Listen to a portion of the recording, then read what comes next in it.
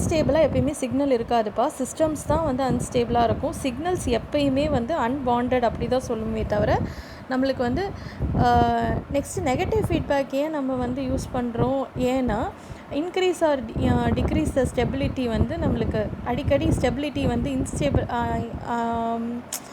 நம்மளோட கட்டுப்பாட்டில் ஒரு சிஸ்டம் இருக்கணும் அப்படின்னா நம்ம நெகட்டிவ் ஃபீட்பேக் தான் யூஸ் பண்ணணும். ஓகேவா? இப்படி ஞாபகம் வச்சுக்கோங்க.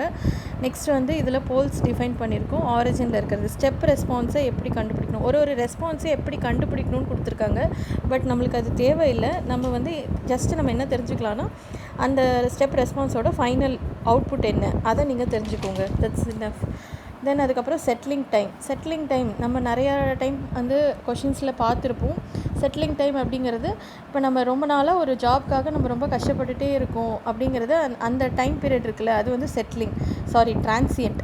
இப்போது நம்மளுக்கு ஜாப் கிடச்சிருச்சு அப்படிங்கிறது செட்டிலிங். அதாவது டிரான்சியன்ட்லேருந்து ஸ்டடி ஸ்டேட்டுக்கு போகும்போது அந்த டைம் பீரியட் என்ன டைமில் அது செட்டில் ஆகுது அந்த signal, the time taken by the output to settle near the steady state value is called settling time.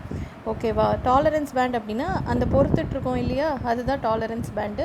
The error அதில் 2%, அதுக்கப்புறம் நம்மளுக்கு 5%. அதில் வந்து டவோட வேல்யூ வந்து 4t வரும். அந்த டீங்கிறத தான் நம்ம 1/ωn சீட்டான்னு சொல்லலாம், எக்ஸ்லான்னு சொல்லலாம். உங்களுக்கு எப்படி புரியுதோ அப்படி நீங்கள் வச்சுக்கலாம். அதை வச்சு நம்ம கண்டுபிடிப்போம்.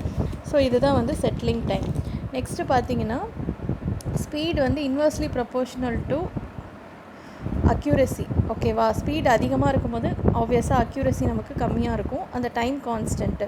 தென் இந்த வேல்யூஸ் எல்லாம் ரொம்ப முக்கியம். ரைஸ் டைம்னா 10 to 90%, 5 to 95%.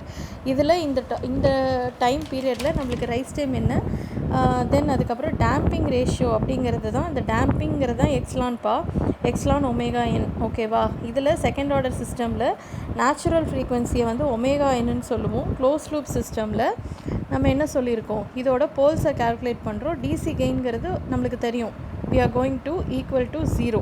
0ல் போட்டு கண்டுபிடிப்போம் இல்லையா, மோர் ஸ்டாண்டர்ட் ஃபார்ம். நெக்ஸ்ட்டு வந்து போல் வந்து இமேஜினரி ஆக்சிஸில் இருந்துச்சு அப்படின்னா எக்ஸ்லான் வந்து 0ன்னு அர்த்தம். ஓகேவா? இந்த பாயிண்ட் ரொம்ப முக்கியம். வென் எக்ஸ்லானோட வேல்யூ வந்து 0வாக இருக்கும்போது நம்மளுக்கு போல்ஸ் என்னவாக இருக்கும், இமேஜினரியில் இருக்கும்.